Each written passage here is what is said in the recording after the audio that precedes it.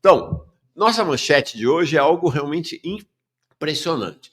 Todos nós acompanhamos ao longo do segundo semestre do ano passado os ataques do governo Lula ao BPC, que o governo Lula, inclusive, acabou derrotado no Congresso Nacional na maior parte desses ataques. Vocês se lembram, nós somos a única mídia que deu com destaque isso, e deu com destaque mais de um dia, por diversos dias a gente trouxe esse tema, vamos trazer hoje de novo até mais adiante.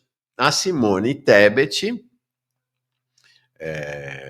disse que não deu, porque o Congresso não é tão fiscalista como nós, o governo Lula, gostaríamos. Ou seja, o Congresso não é tão de direita assim como o governo Lula gostaria. Então não deu. O governo Lula não conseguiu emplacar todos os seus ataques ao BPC. Foi obrigado a recuar, foi derrotado no Congresso Nacional.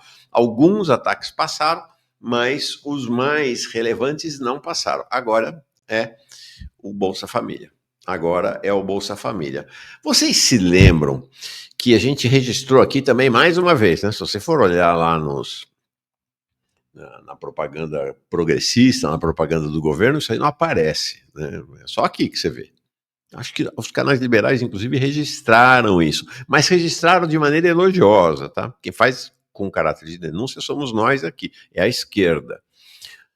O governo anunciou que haverá um corte de 7,7 bilhões no Bolsa Família esse ano. Num primeiro momento, a conversa fiada do governo é que isso se devia ao tal pente fino, às fraudes, toda essa cascata.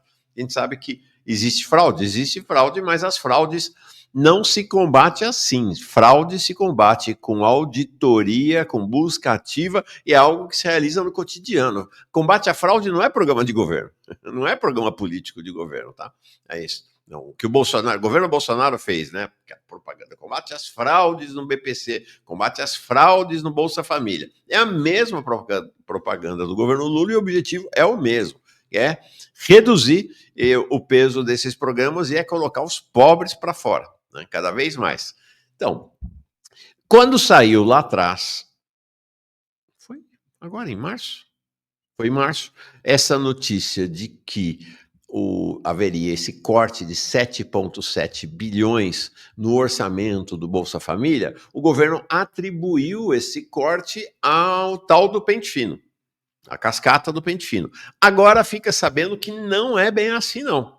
Não é apenas o pente fino. Tem uma questão crucial para o governo conseguir reduzir, fazer o corte dos 7 bilhões no Bolsa Família, que é incrível, gente, incrível. Mas o governo, o que está fazendo? Ele vai reduzir o prazo para o beneficiário manter o Bolsa Família em caso de aumento da renda. Atualmente, existe uma regra, me parece absolutamente razoável, de que se a família tem um aumento da renda que a coloca acima do perfil de renda para ser beneficiária do Bolsa Família, ela continua por 2 anos, por 24 meses, recebendo não o Bolsa Família integral, mas recebendo um benefício parcial.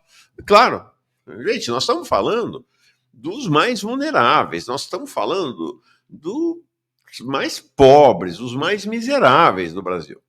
Tá? Então, o esquema é esse: subiu um pouco a renda, tem mais 2 anos de um benefício parcial, não total do Bolsa Família, para ajudar, para auxiliar, para incentivar, para dar um mínimo de segurança para essa família. Porque vamos combinar, né? Conseguiu um emprego lá numa empresa terceirizado de faxineira. Muitas vezes é isso que acontece. Aumentou a renda da família. Que garantia tem do emprego? A rotatividade nessas empresas terceirizadas é brutal. É brutal. Então, como é que é esse esquema? Tá? A regra hoje é a seguinte: se a família, tá, ela tem, se a renda familiar ela supera o mínimo, supera o teto, né? Ela começa a receber mais do que o teto para o benefício do Bolsa Família, está garantido por 2 anos recebimento de 50% do benefício, por conta desse programa de incentivo, tá? Contanto que a família fique ainda abaixo de meio salário mínimo por indivíduo, R$ 759. Tá? Então não é assim qualquer coisa. Né? A pessoa está lá, está recebendo o Bolsa Família, né? Sei lá o que pensam os técnicos do governo, o que pensa a cabeça do governo. Né? O sujeito conseguiu, né, a mulher conseguiu um emprego de diretora de uma empresa. Não, nesse caso, para o Bolsa Família. A gente sabe quais são os empregos que as pessoas que são beneficiárias do Bolsa Família vão conseguir. São os empregos de remuneração mais baixa, os empregos mais desqualificados, mais incertos, mais instáveis. Então, o que o governo vai fazer? E não é que está sendo um estudo teórico, não. O governo tem que fazer, porque ele anunciou que vai ter um corte de 7,7 bi no Bolsa Família. Então, veja, não é que é uma promessa do governo. Não é um estudo, é uma decisão. O que não se sabe ainda é para quanto vai reduzir. Se vai ser para 6 meses, 1 ano ou 18 meses. O mais provável é que o governo corte pela metade. Então, neste caso, o benefício seria mantido por apenas mais 1 ano e não 2 anos. Importante dizer o seguinte: a base legal para esses cortes no Bolsa Família foi aprovada no fim do ano passado, lembram-se? A gente falou tanto disso aqui. A gente, eu digo, no canal Jones Manuel, então, né? O Jones Manuel, que foi talvez um dos principais líderes na resistência aos ataques ao BPC, hoje é reconhecido isso, né? O antigo canal Jones Manuel, Farol Brasil, foi um ponto de resistência aos ataques ao BPC e teve um papel relevante para que o governo não conseguisse o intento de fazer todos os cortes que pretendia, tá? Quando foi aprovado em novembro, foi denunciado aqui no canal pelo Jones, tá? O pacote de aprofundamento do arcabouço do Haddad, este pacote incluía, e agora está legalizado, que o governo poderia fazer cortes e ajustes no Bolsa Família, sem, inclusive, passar pelo Congresso.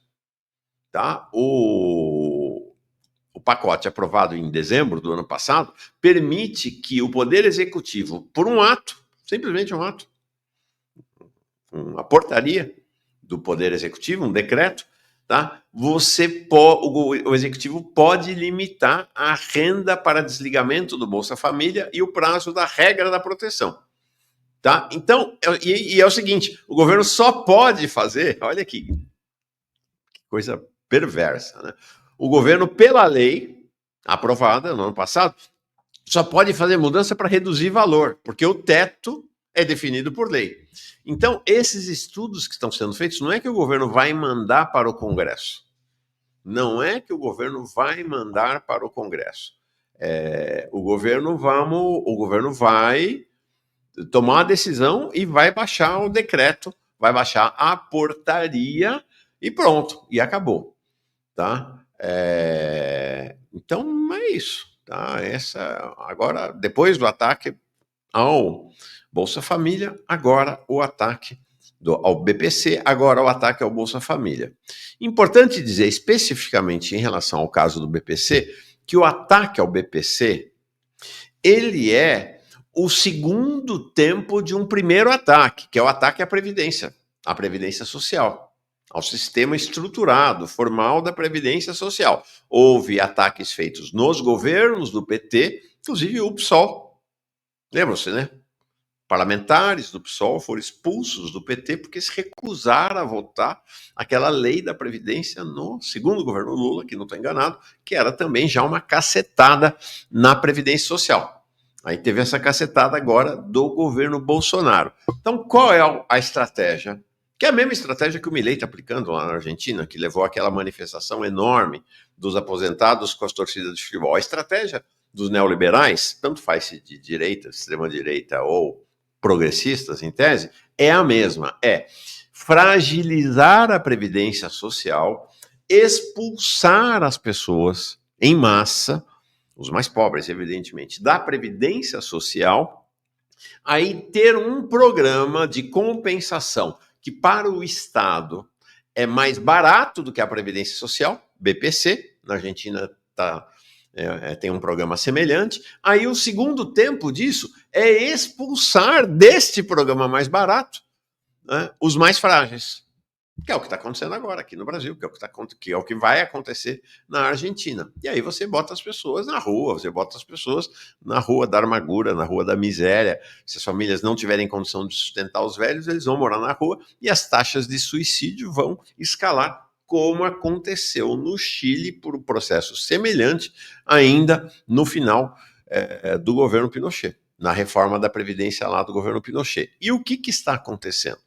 Né? O que está acontecendo é isso aqui, ó. Mais um estudo que foi apresentado no Jornal Nacional, inclusive, achei espantoso. Mas no Jornal Nacional tem uma coisa da perversidade, da meritocracia, eu já conto. Então, mais de 19 milhões de trabalhadores autônomos e informais não contribuem para a Previdência no Brasil. Então, esse discurso que toma conta dos segmentos progressistas, dos segmentos petistas, governistas, da louvação ao empreendedorismo, né, virou uma moda, né, louvar o presidente Lula, né, toda hora está falando do tal do empreendedorismo, né? Esse discurso do empreendedorismo, ele na verdade, ele mal esconde este objetivo, que é dar curso à antirreforma trabalhista do Temer, que é o que está acontecendo, né? A promessa do governo Lula de que queria revogar a reforma da Previdência não só não aconteceu, como o governo Lula tem aprofundado a reforma da Previdência, a contra-reforma trabalhista. Com a contra-reforma trabalhista, você vai informalizando cada vez mais o mercado de trabalho, que antigamente a extrema-direita e a direita, e agora os progressistas também chamam da virtude do empreendedorismo, e o presidente Lula, da virtude do empreendedorismo. O que você vai fazendo? Você vai inviabilizando as pessoas dentro da Previdência Social formal. Claro, claro que no tal empreendedorismo, no emprego informal, as pessoas ganham tão pouco que tem dinheiro para contribuir com a Previdência. Então você tem, olha a perspectiva. Nesse momento você tem 19 milhões de trabalhadores autônomos informais, que eles apelidam lá de empreendedores, não conseguem contribuir com a Previdência. A reportagem do Jornal Nacional, na sexta-feira, foi perversa, tá? Porque ela está dando como é que você pode, porque você deve contribuir, que você tem que pagar o carnê-leão. Uma super cascata, entendeu? Na lógica da meritocracia. Mas o fato é que estas pessoas ficarão sem aposentadoria, mas não é só sem a aposentadoria da Previdência Social, perdem o direito ao colchão de segurança da Seguridade Social brasileira. Então você perde a aposentadoria, você não tem direito ao auxílio-doença, a mulher não tem direito a salário maternidade por 4 meses, aqueles que estão aprisionados perdem o direito ao auxílio-reclusão, tá? E as viúvas perdem direito à pensão por morte. É isso. Por quê? Porque, gente, importante dizer, na lógica neoliberal, a Previdência Social, o Armínio Fraga falou disso lá em Harvard, foi em Harvard e nesse fim de semana, tá, em Cambridge, lá em Harvard, esse fim de semana. A Previdência Social é um custo para eles exagerado. Que história de ficar sustentando o pobre, de ficar dando segurança para os pobres. Só tem uma segurança possível para essa turma neoliberal. Tanto faz se é neoliberal progressista, de direita ou de extrema-direita. É a segurança do recebimento diário dos juros, dos títulos da dívida do governo. Só essa segurança. Tá? Então, é isso. Então você inviabiliza que as pessoas paguem a Previdência, aí elas são empurradas para fora da Previdência, aí elas vão para o BPC, quando chegar a idade, e aí você faz também num segundo momento, que é o que nós assistimos agora ano passado, né, um ataque ao próprio BPC. E aí você vai. Né, neoliberalismo na veia. Neoliberalismo na veia. É isso aí. Impressionante.